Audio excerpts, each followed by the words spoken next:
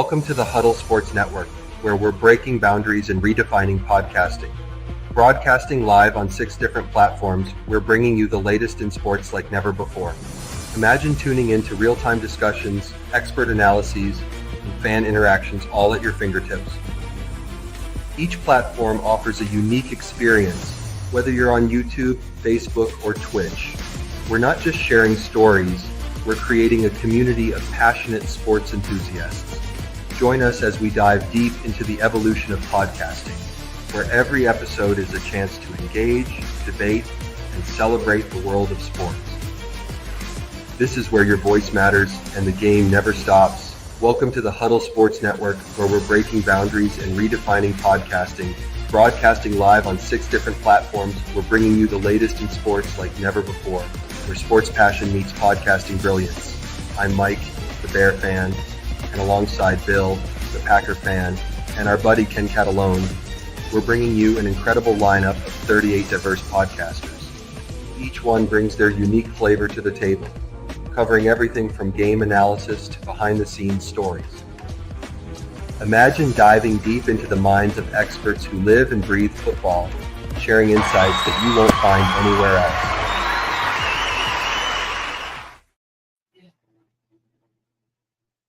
Good evening, everybody, and welcome to WCFL DolFans Talk. It's our Monday. Positive, negatives, a lot of negatives, not enough positives. Meanwhile, let's go ahead and bring on Mr. Dolphin Winners. What's going on, brother? How are you, man?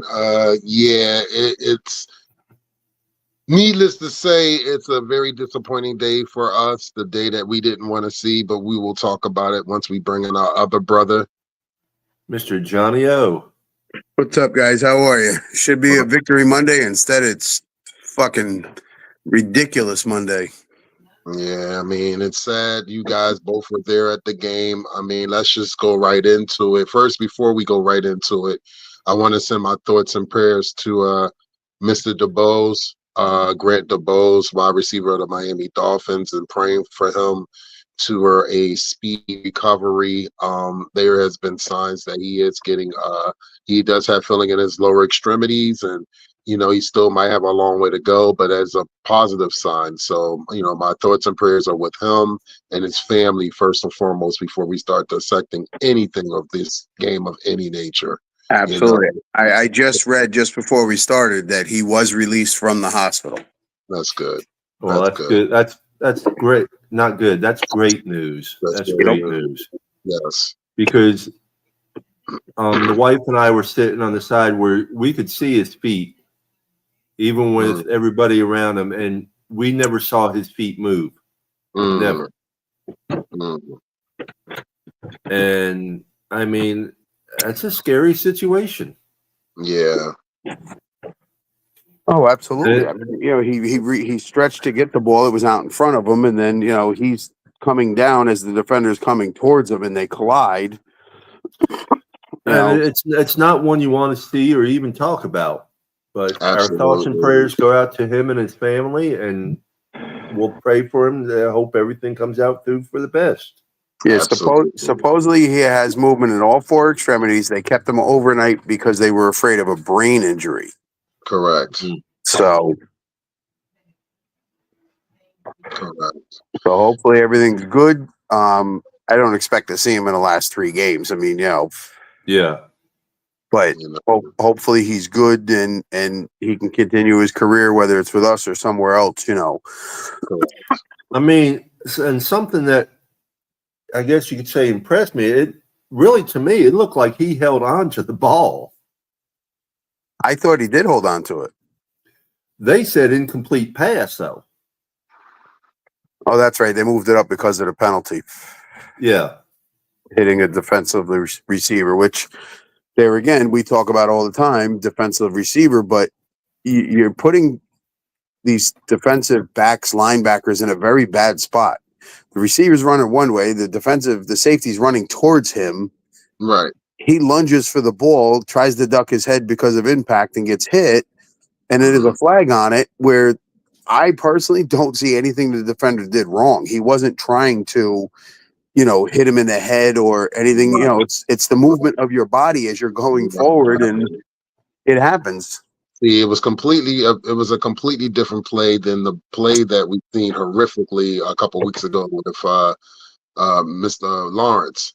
And it was completely different. And that's what I kept telling certain people. Like, I understand momentum and motion and speed. I get that. But if you look at the different angles where the NFL gives you the different angles, and I tell people, I go onto NFL Plus 20 and watch the all 22 and move around and look at stuff and see certain things. And, that was dirty. And I have not rewatched this particular play over and all. But there had to been something there because the two flags came out almost simultaneously. They had to have seen something that we didn't see. Well, they're calling it. They called hitting a defensive receiver. Right. And that's where you're putting the defenders in a tough spot, because what's the defender supposed to do? Stop, stand there, wait for him to catch it, go 1, 2, okay, took 2 steps, now I can hit him. Right. They're taught at Pee Wee League attack. They're a defender. They're supposed to hit the guy catching the ball. Right. I rewatched it. It was not a dirty hit. Correct. Yeah, it wasn't a dirty. I wasn't talking about this one being a dirty. I was talking I know. About, the Lawrence one. It wasn't a dirty hit. I brought it up because I haven't rewatched it and stuff. It was a bang play. The ball was out in front of him. He reached out, stretched, caught it, got it in his hands, ducked his head to try to avoid the hit, and bang. Mm-hmm. And the defender, you're looking at a guy whose head is, 5 feet in the air, and then he ducks his head. Now it's only 3 feet. Right. Scotty, you said the DB dropped his head and led at his helmet is an issue. You know what it is, though? And I'm going to say this, and I got family members that played the game of football on different levels. When you are taught as a child how to run and hit, it sticks with you, even through practices, scrimmages, the whole nine. If you are taught how to hit that way, or the first thing you think of is leading with your head, it's hard to get out of that. And I can't make an excuse for a defender, but from listening to my folks that have played the game, it's hard to play completely different how the league wants you to play now. It's extremely hard. It really is. But he was leading his head towards the middle of the body, and then DeBose ducked his head trying to avoid the hit. Correct. So it goes both ways. DeBose actually dropped his head down. Right. So it's like you can't control that. You can't, because of both of the motions is just coincidentally that's what happened. Now, like I said, with the play before that a couple of weeks ago with Lawrence and the gentleman from Chicago, from the Texans, that was controllable. And the way he launched his head, that was disgusting. That was just disgusting. Yeah. Well, I'm looking at right now, in my opinion, below the rest of the year, move up in picks. Well, I don't know if they're going to do that or not. I mean, guys are still trying to fight for contracts in next year, and Oh, I understand that, but I mean, it doesn't mean we have to win the games. They can still play their asses off, in their position. The ones that need to extend. I mean, we need to extend Jonnu Smith. We need to extend Calais Campbell, Deshaun Hand. But here's the question mark. The question mark is, are those players at the end of the Jets game and beginning of all season, they have a choice to stay here or not? So they might decide they might not want to stay here. You know what I mean? I understand that. But we need to. Which one's how many she needs? Well, then take pictures and send us over. We need to do a lot of rebuilding on that defense, really. Well, part of the problem is we keep bringing in guys on 1 and 2 year contracts that are, aging veterans. And they're veterans. It's good to have some veterans on a team, but we're not keeping any of our young talent. No, but we need to pick up some middle linebacker, some good middle linebackers. We haven't had a good middle linebacker really since Zach Thomas and Crowder. We need a defense. No, I agree. Listen, they went out and signed Poyer. Poyer's done nothing. Mm-mm. Absolutely nothing all year. I mean, I watched on one play yesterday, the guy's running towards Walker, and Walker just stood there and watched him run by. What hit him? What are you looking at him for? Chop Robinson though he's gonna be up and coming. This is his rookie year. He's gonna be something. Oh, he's improved every game. I mean, Yeah. Shout out to Kato Kohu that forced a fumble during the game. That was a key play of the game, but we couldn't capitalize on it. We couldn't capitalize on a lot of things. The Texans were trying to hand us the game in a lot of ways. Yeah, they were. That's why it's frustrating. That's why I think a lot of us are so frustrated, because if you watch the game, both of you gentlemen were there in person. It just really frustrated me to sit there and say, well, damn, the Texans are really handing us this game. We need to take this game. And I did not understand why, as a collective unit, that we could not take advantage of it. I just no disrespect to the Houston Texans. They did what they did fundamentally, and they kept us from winning the game. I get it. But damn it, we just didn't have put like the fourth effort we should have. Penalties hurt us. Turnovers hurt us. Music is my life. Thank you for joining us. Scotty says a big body receiver. Well, I'd like to see us get the tight end Helm from Texas. Yeah, but that still doesn't help. That still doesn't help us on the outside. We have no receivers outside that we use that are big body that can go up and get a ball, and everything's predicated on smaller guys with speed. Listen, the NFL has figured out what you're doing. Speed isn't working. That's why I'm saying, a big body Helm is 6'5". I don't know his weight right offhand, but he's a full all around tight end, block, run, catch. I mean, he does it all. Jamie, what's up, Jamie?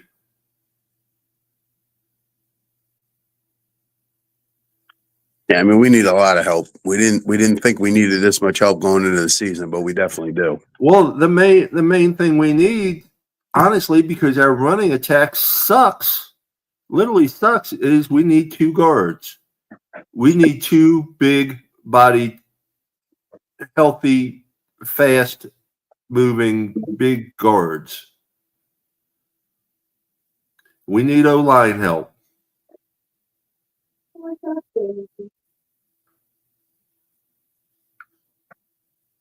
Yeah, we need O-line help. We need a big body receiver. We need thumping linebackers. We need safeties that are, Javon Holland. I don't know if you guys saw the one play. There was a fumble. Javon Holland runs up. Instead of diving on the ball, he throws his hand trying to bat it forward instead of just diving on the damn ball. And the Texans recovered. Javon, put your head down and dive on the damn ball. He was too afraid of getting hurt. Evidently, because he just threw his hand down and swatted at the ball trying to push it forward. Jump on it, damn it. So many mistakes yesterday. Everybody wants to bash Tua, and it's Tua's fault. And listen, I watched the game. I was there. Tyreek looked totally disinterested on being on that field. Didn't even look like he wanted to play. Nobody looked like they wanted to play personally. No, there was no urgency to be out there. You can see in the first drive, I was watching from my phone, gentlemen, and I just sat there and saw the body language, and I said, we're going to lose. I really felt like we're going to lose this game. First drive, we're going to lose this game. There's no urgency. And I understand where you're coming from, but the minute Dubose got hurt, and then those guys got together in a prayer circle, I thought for sure we were going to come back with some urgency after that. I could have said right then, I felt like saying, we're going to win this game. And there was still no urgency. Now, they seemed to play a little more inspired after he got hurt, but come on, guys. It's, being in there and sitting there and watching. I mean, Houston did not play a good game. Our defense actually played pretty damn well overall. Special teams, not that good. Offense, I mean, Tua looked off to start the game, overthrowing, underthrowing, and then he seemed to like get it a little bit, but I mean, I went back and watched the interceptions, and the offense is predicated on getting the ball out quickly and throwing to a spot. And all three of those picks were thrown to Tyreek. To me, watching it, he overran the first two routes. He went too deep, wasn't where he was supposed to be. And then the third one he had in his hands, and the defensive back ripped it out of his hands.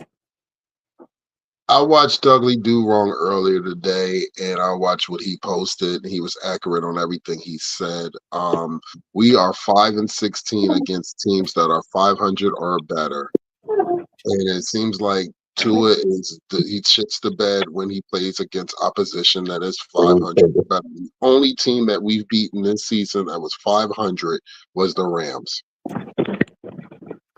Well, here's some stats that, once again, we had 8 penalties for 64 yards. That's, at least 3 too many. Mm-hmm. We had 4 turnovers. That killed us. Our third down efficiency was only 4 for 13. That's horrible. CJ Stroud didn't even play a good game. He played a game where we gave him what he needed to win the game, and we gave him a lot of open space on defense when we were playing zone. I was sitting there just questioning kind of Anthony Weaver's. I'm like, you trying to rush forward and drop him, but you're giving him too much space out there, and it was so much space, man. And I'm like, what is going on? No, I agree with you on that. I mean, Tua was 29 for 40 for 196 yards, 1 TD, and of course, 3 interceptions. Mm.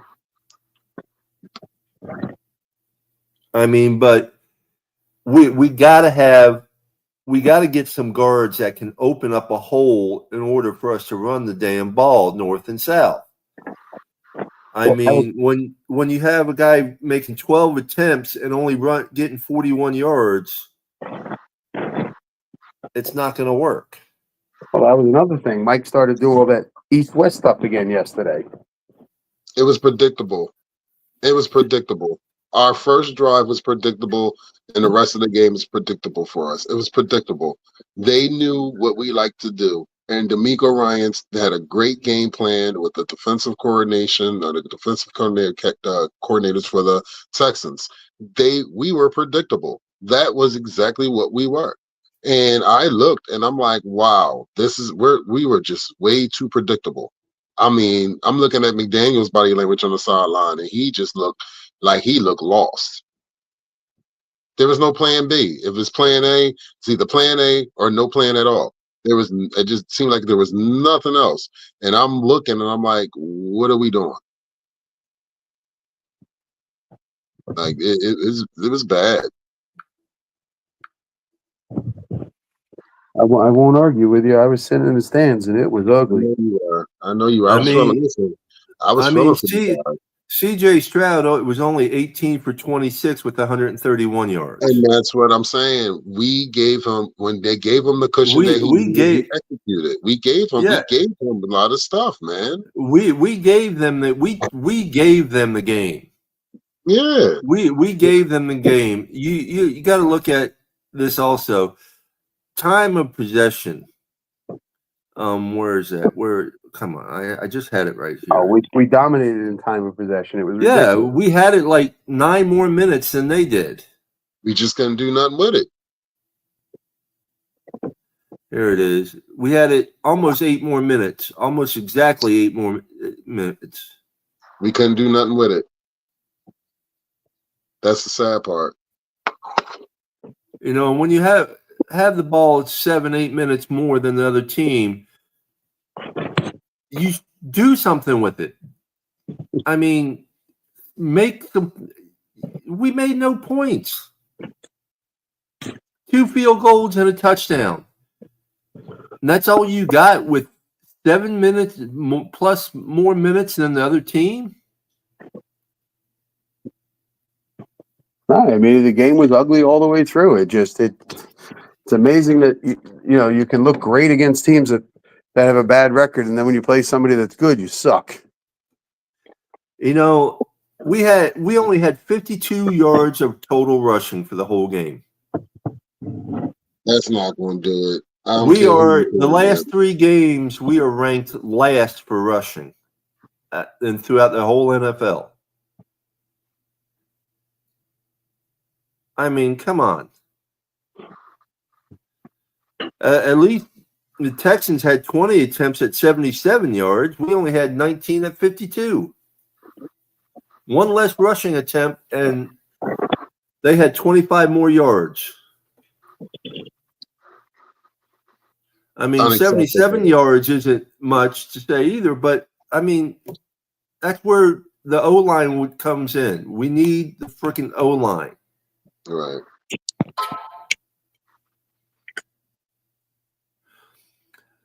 It's Cousin Oster, thank you for joining us. Does the O-line have any culpability in the loss, or just all Tua? It's not just all Tua. It's the play calling. It's the O-line. It's all of the above. It's an all of the above thing. Like Costa Nostra, I really believe that the first drive, you could just see the body language, and the body language was just not, it wasn't there. You could look at the body language of the players, and it just seemed like they were not enthused. They just seemed like, this is a regular business trip. We're going to take it for what it is, and that's just what it is. I just felt, you know your team. I know these two gentlemen up here that are with me and my brothers will tell you, we know our team. We know if they looking to, okay, they pump, we ready to go, or it wasn't there. I think they're looking at it already as we're not making the playoffs. Yep. You're definitely making it now. I understand that, but I think that's the way they came into this game is we're not making the playoffs. Why should we put anything into it?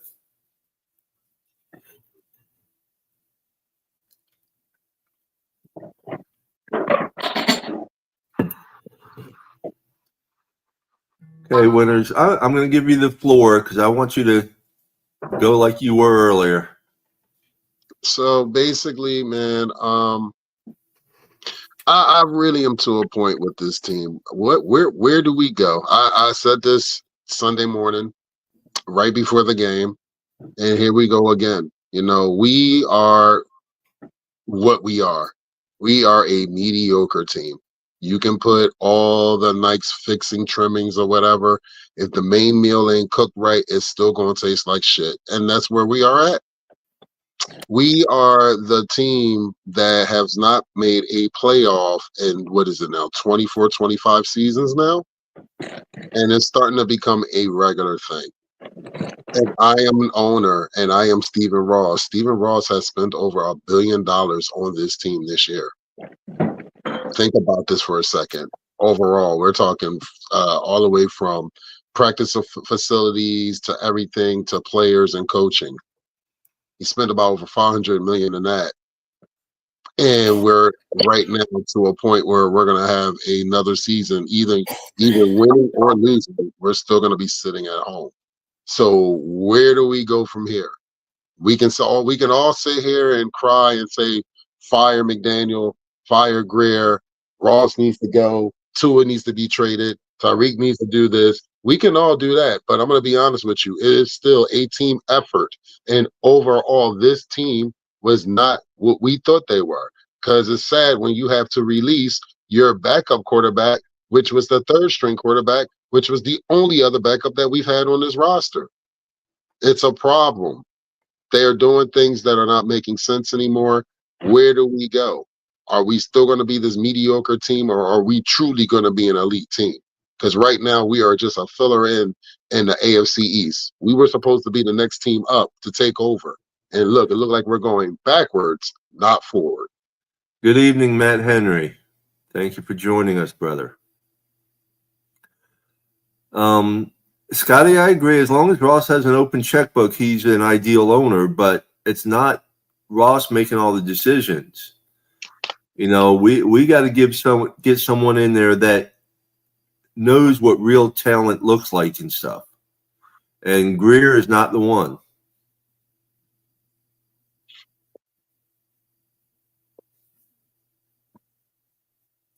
Well, the problem is Ross ain't getting rid of anybody, so. And I'm gonna be honest with you guys. I don't think he's gonna get rid of anybody. I really don't. I am just being fully honest. This is just my opinion. I don't think he's going to get rid of anybody.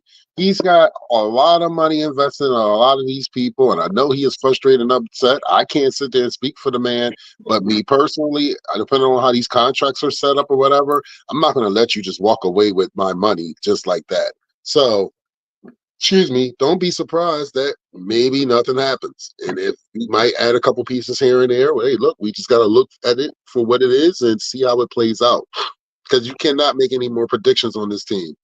And I will not mention Super Bowl with this team until we actually can make a playoff, and convincingly make a playoff, and actually sit there and actually show us as not just Miami Dolphin fans, but our football fans, that we are actually a fair team, because we are not a fair team. We're not.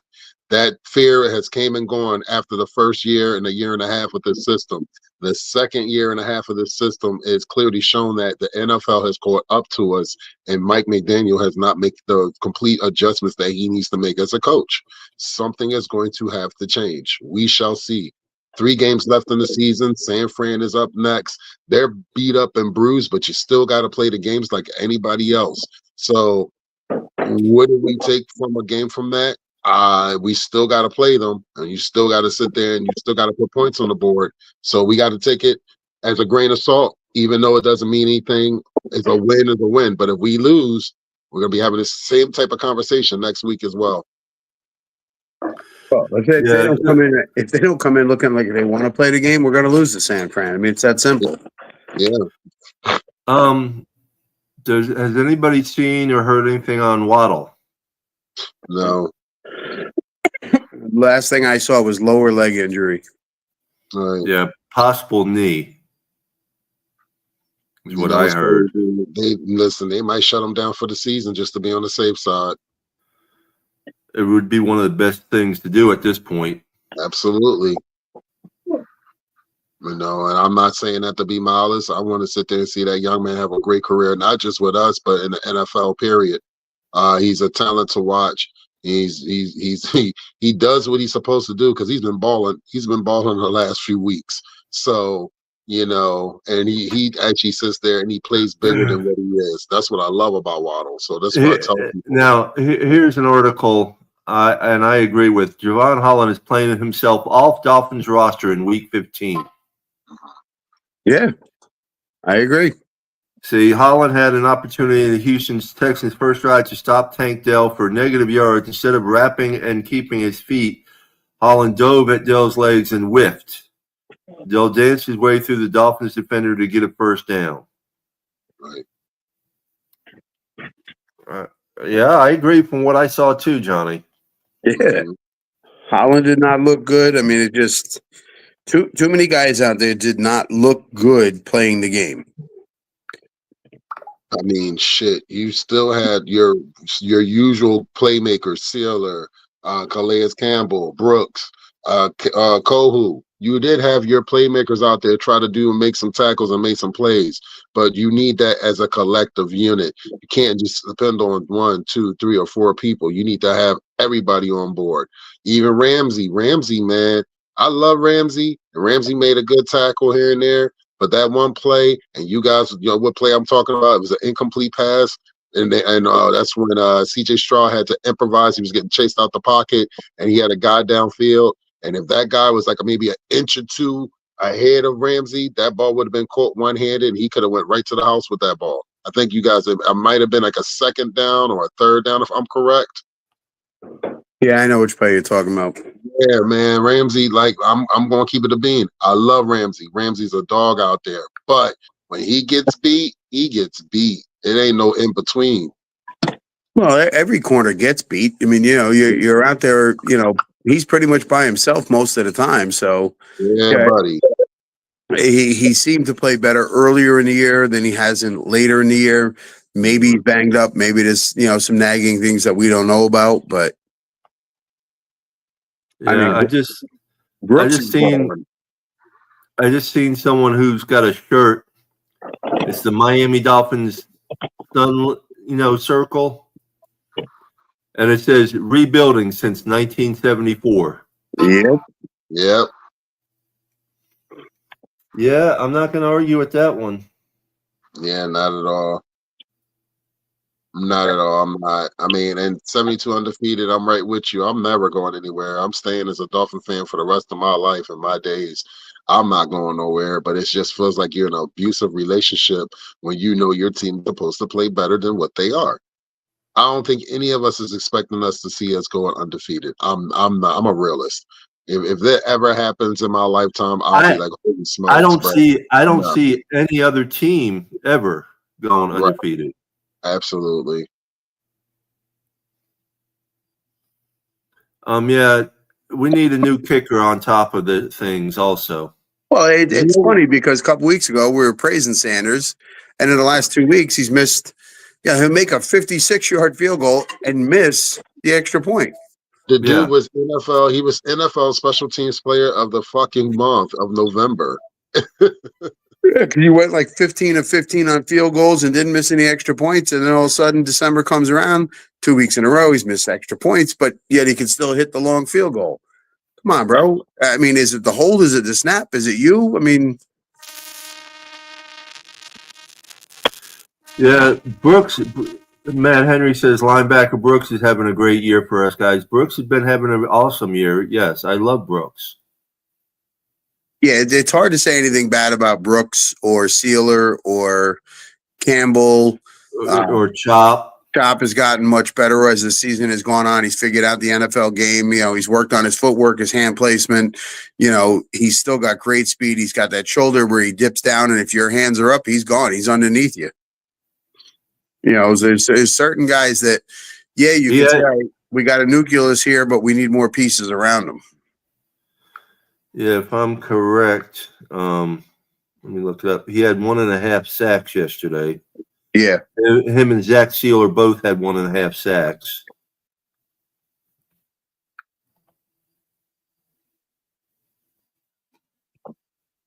Let's see. Walker had a sack. Robinson and Zach Sealer both had 1.5 sacks. So, I mean, it's been good. Yeah, they played much better this week than they have the last few weeks, you know, as a unit. But the defense was not the problem this week. The defense kept us in the game. They only gave up 20 points. If you'd have said to me on Sunday morning, defense is only going to give up 20, I'm like, all right, good. We win the game. Yeah. Yeah, I know what you're saying. For a minute there, you know, I started to get worried about how long our defense was out there on the field for a minute. Yeah, it seemed like they were out there a lot. No, because we had the time of possession. They really weren't out there that much. The problem was the turnovers. When you get 4 turnovers in one game, you know, the offense isn't doing their job. Right. And for all the Tua haters out there, keep hating. He's still going to be your quarterback. You'll be saying the same dumb stuff next year. You know, they're not getting rid of him. They're not trading him. They're not cutting him. Be a fan. Be a fan of the team. Yeah, it's frustrating. There's no doubt. It's absolutely frustrating, but it's your team. It's extremely frustrating. And as I told Saul, I was talking to Saul earlier on the phone. I said, I know how these kids and stuff because they've never seen us even in the Super Bowl, where I've seen us in the Super Bowl. I haven't seen us win the Super Bowl because in 74, I just remember the excitement. I didn't really see the game. I was only, what was I then? 74, 7 years old. I wasn't into football, but that's where I started, right? Basically. Speaking of 74, we toured Rice Stadium on Saturday morning, which is where the Super Bowl in 74 was held. Wow! It was the last college stadium to host the Super Bowl. We got to see the locker rooms. We got to walk down the same ramp that the teams walk down and walk back up. And let me tell you, I was joking around. I'm like, wait a minute. You got to walk all the way down this steep ramp to get to the field. Go play a half, walk back up the ramp to get to the locker rooms, then walk back down this thing to start the second half, and at the end of the game, walk back up. That had to be a pain in the ass. And the lockers were tiny. The rooms were tiny. The lockers were tiny. But we got to go up in the press area and see the field from there. We got to walk down on the field, and they had the scoreboard lit up where Dolphins 24, Minnesota 7, the same way it was at the end of the game. Wow. Yeah, it was really cool. So thank you to Ashley and Lou for setting that up, because that was a pretty amazing thing. It was about an hour and a half and was really cool. Yeah, it was nice seeing everybody. I got to see Richmond on Saturday, but on Sunday morning as well. I got to see him over with Dolphins Nation Mexico before he went into the game. Yeah, Richmond was there the whole weekend, yeah. But as I started to say, it's really sad. You know, I know these guys, a lot of these people haven't even seen them win a playoff game. No. Look at Ethan, one of our co-hosts. The poor kid's never seen him win a playoff game. But even though I've seen them go all the way to the Super Bowl in my lifetime, it's still sad to say that I'm used to this shit. I shouldn't have to say I'm used to this. Yeah, but we kind of are, because this is what, listen, you and I, 70s, 80s, 90s, we're in the playoffs. Buffalo had a great team in the early 90s that kept us out of making Super Bowls. We lost some games in the AFC championships that we should not have lost, like New England. There's no way they should have beat us that game, and they did. But, at least we got to see playoff wins and have some excitement and look forward to the following week. Now, the last 2 years, we made the playoffs the last 2 years. We knew we weren't winning the games. But it's, we're just used to it, it seems like, Johnny, and we shouldn't be used to it. Yeah, well, the NFL don't care because they're making their money. Russ don't care. He's making his money. Chris Greer obviously don't care because I saw some stat, and I forget what it was. But, it was Mike Oliva on his show, Dolphins Talk, last night. We don't have one guy making any contributions that was drafted in 19, 20, 21, or 22 on the team. Not one guy drafted in those years is making any major contributions to the team. That's wild. That's wild, crazy, bro. That's crazy. And those other people, they balling out other places. Well, no, Waddle's one of them, and he's got a big contract, but he hasn't put up great numbers this year. Right. So, we don't have one guy that was drafted in those 4 or 5 years that is doing any major contributions to the team.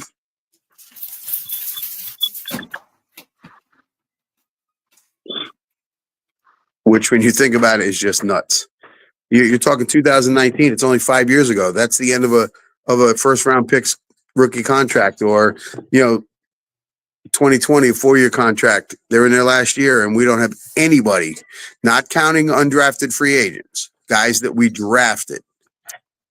We have none of them making major contributions to the team this year. It's sad. I mean, Ross likes to open up his pocketbook and write checks, but sometimes I'm wondering, it's, they go out and they get that flashy name, or, this guy or that guy, and everybody gets excited, but we're not keeping our own players and getting them to progress it and training them about the NFL and then signing them and keeping them. No, I agree. Yeah.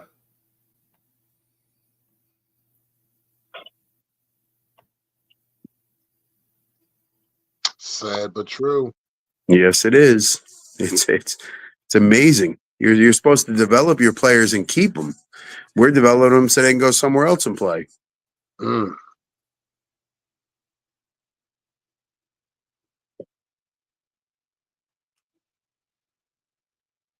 Where do we go from here? That's where I look at it. Because I'll say this: if we bring the same squad back, minus a few people here and there, what are we going to expect? And then the sad part is we were so worried about, the injuries the last 2 years, and this year we haven't had nearly as many injuries, and we're a worse team. Crazy thing is, we went all year last year with no Tua injuries, and then Tua got hurt and was out a pivotal part of the season. We never recovered from it.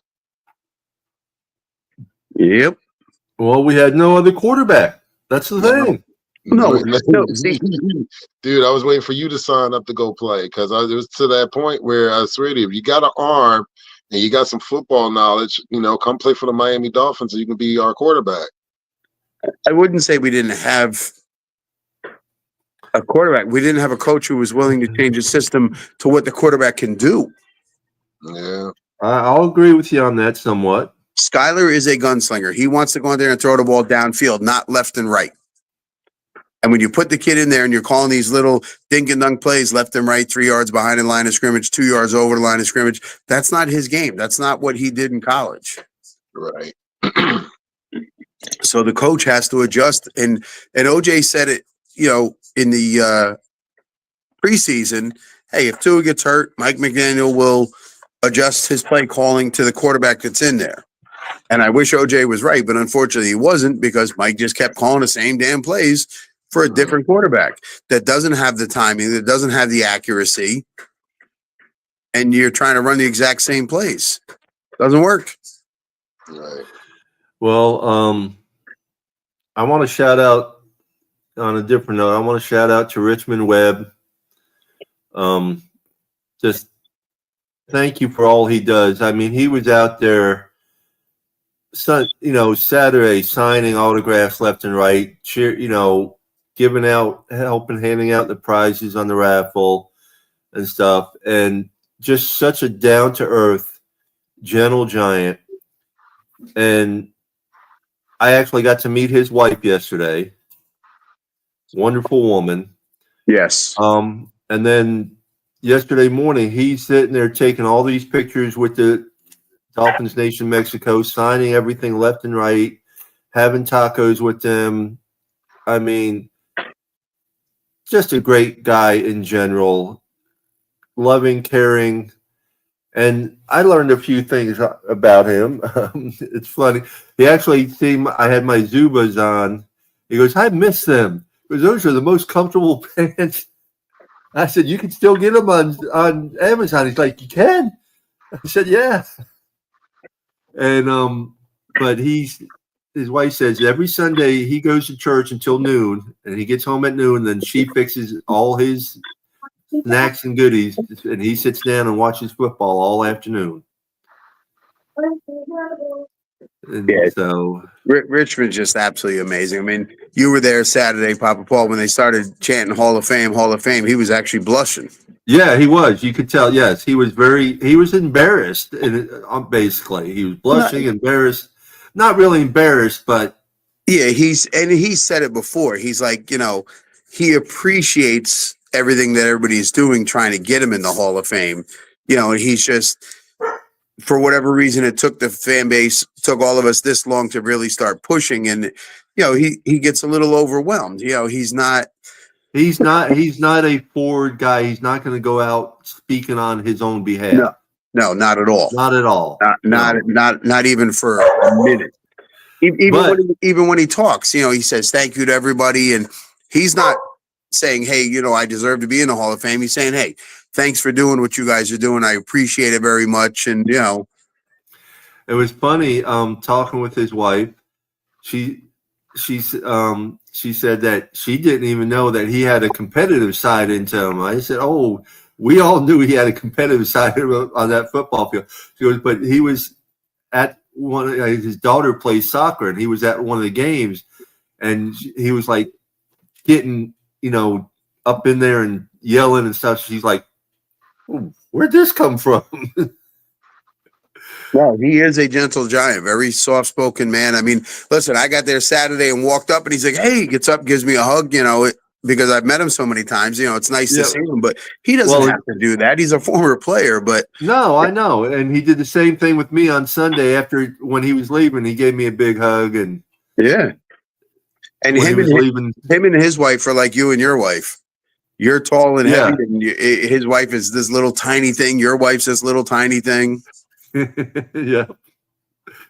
Yep. The wife and I got to meet his wife, and it wouldn't surprise me because he, the way he is, that he went to the hospital to check on Dubose.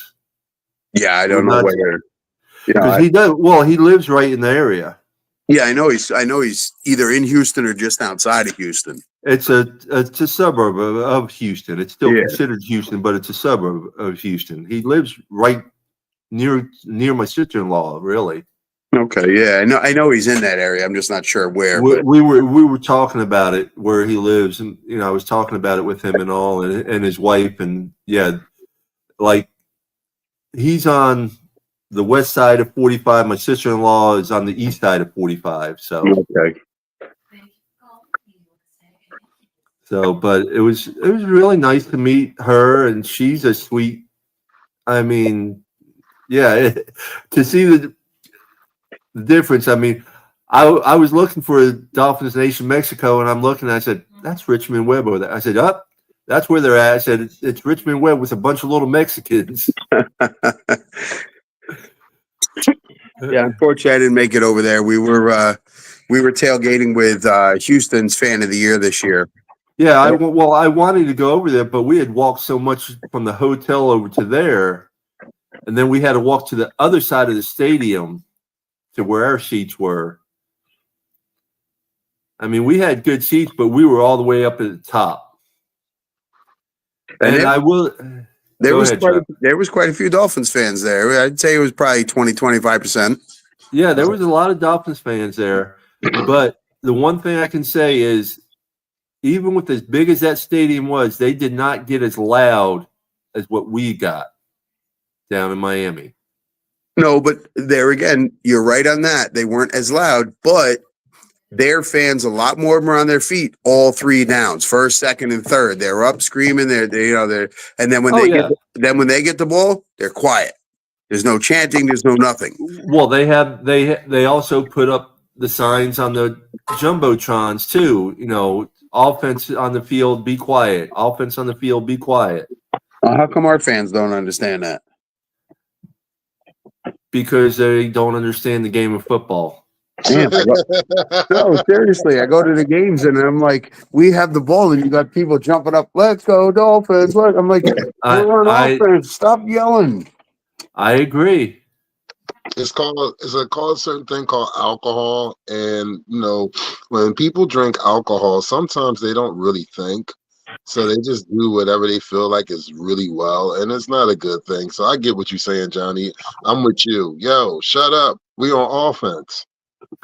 Well, yeah, but it can't all be alcohol, because one person will jump up and start yelling, and then everybody in the section starts yelling with them. Yeah. You do that in my section, I'm yelling at you. Shut up. Sit down. Well, Scotty was just saying he found another review.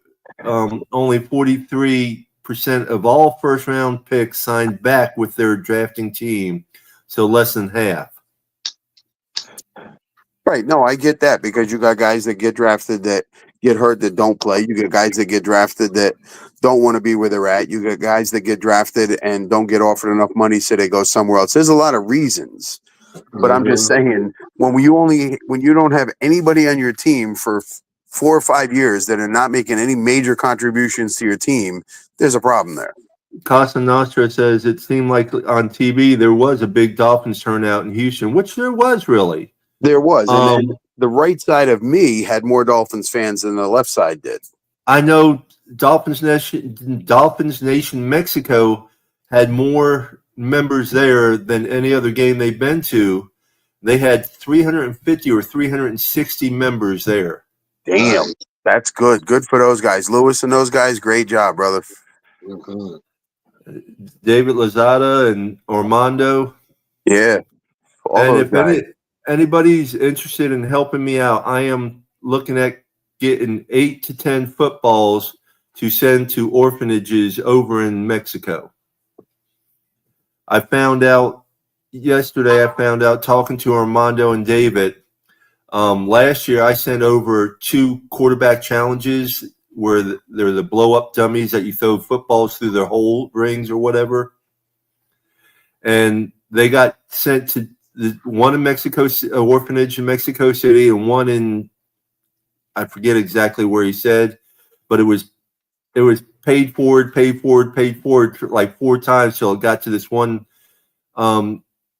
orphanage that actually plays football. He says there's only a couple of them that play football as in American football. And they said they loved it because they had only 2 footballs. One was a really worn out leather football. Another one was a styrofoam football. Yeah, I know those guys. That whole group, they do a lot of work with orphanages. A lot. Yeah. That is their major charity, is helping the orphanages. So I'm looking at collecting, I'm going to buy 8 or 10 footballs. If someone wants to buy one, send it to me, or I can send them the information where to send it to. That we're going to get them, 8 or 10 footballs to go to these orphanages that play football, and so they can have some good footballs to play with. Yeah, those guys do amazing work down there for the orphanages. Well, it's nice, but sad to say that, they go in and they bring like Domino's pizza to the orphanages. And David was telling me there's some of those kids have never even had a pizza, didn't even know what a pizza was. And it's just sad. So I appreciate all the work David Lozada and Dolphins Nation Mexico, Armando, and them do. Absolutely. And great guys. If you ever have a chance to sit with them or tailgate with them, great people. They will feed you until you can't eat anymore. Yes. And they don't want no money. That's facts. I've seen it. They don't want no money. They will feed you and fill you up with food and drinks until you can't have any more. They're there for the love of the game. They love their Miami Dolphins big time.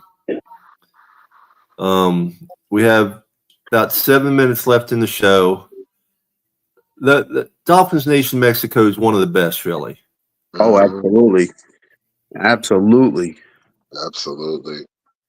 They do a lot of work for their communities, which is all of Mexico, really, plus people in their communities in the United States.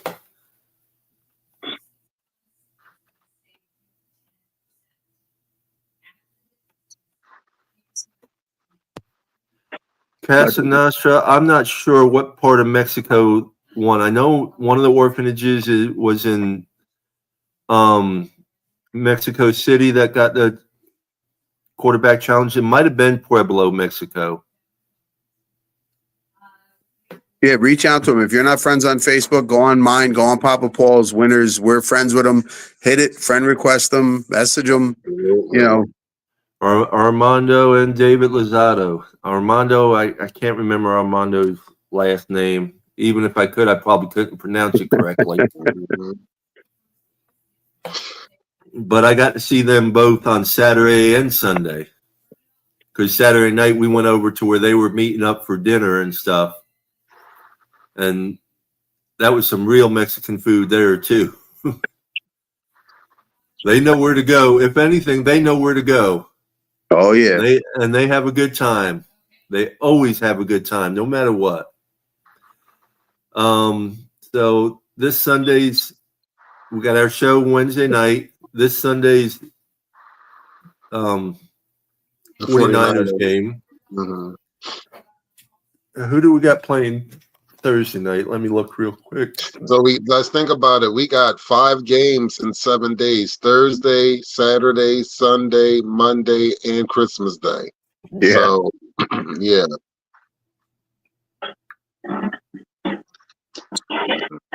The NFL needs to knock that shit off. Christmas Day games. If they're on the weekend, fine. But during the week, no. Yeah, you having it on Christmas and it's on Netflix. But it's not just that. Christmas, you're supposed to be with your family and enjoying the time. And, now all us football fans are like, oh, we got to put the TV on. We got to watch Christmas games. Yeah. Let the NBA have Christmas. Yep. Yeah. All about the almighty dollar, brother. You know that. Well, you got 2 games tonight. You got the Bears and the Vikings at 8, and then 8:30 the Raiders and the Falcons. And I don't think it's going to be much of a game either way, but you never know because any given Sunday. Yep. Bears and Vikings is a divisional game. Will be probably more interesting than that second game. No disrespect to those teams. This Thursday, we have the Broncos and the Chargers. Divisional game. That should be a good game. Yeah. That's a playoff. That's a playoff game. That's that's beating. The Broncos at the Chargers. I'll wait till Wednesday to give my opinion on that game. That's going to be a good game. It should be a real good game. Mm-hmm. You know, we have 49ers and Dolphins. We're both 6-8. We're both stuck in the hind 10. It is what it is. Right. I'm tired of saying that. It is what it is. Yeah, I know you are, and I think we all are, man. I think we all are. I'm tired of saying we're out of it again. Yep. I already told people. I said I already got the wings for the couch party. They start cracking up. I said, "Shit, it's the truth." Yeah. Any last words, anybody? Ladies and gentlemen, just thanks to everybody that watched on all the different platforms, and definitely check us out Wednesday night at 8 p.m. Don't forget, you got Pedro the Fantastic Painter tomorrow evening between 7:30 for the Q-Billy Fins Talk Show. You can check that out on Facebook and StreamYard as well. To myself, Papa Paul, and Johnny L, we will see you Wednesday night, 8 p.m. on all platforms. And as always, peace, love, fins up, guys. Peace, love, and fins up, all. Peace, love, fins up, everybody. Y'all have a good night. Welcome to the Huddle Sports Network, where we're breaking boundaries and redefining podcasting. Broadcasting live on 6 different platforms, we're bringing you the latest in sports like never before. Imagine tuning into real-time discussions, expert analyses, and fan interactions all at your fingertips. Each platform offers a unique experience, whether you're on YouTube, Facebook, or Twitch. We're not just sharing stories, we're creating a community of passionate sports enthusiasts. Join us as we dive deep into the evolution of podcasting, where every episode is a chance to engage, debate, and celebrate the world of sports. This is where your voice matters and the game never stops. Welcome to the Huddle Sports Network, where we're breaking boundaries and redefining podcasting. Broadcasting live on 6 different platforms, we're bringing you the latest in sports like never before, where sports passion meets podcasting brilliance.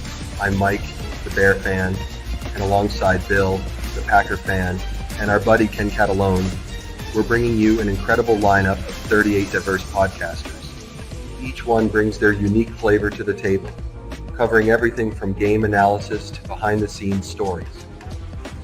Imagine diving deep into the minds of experts who live and breathe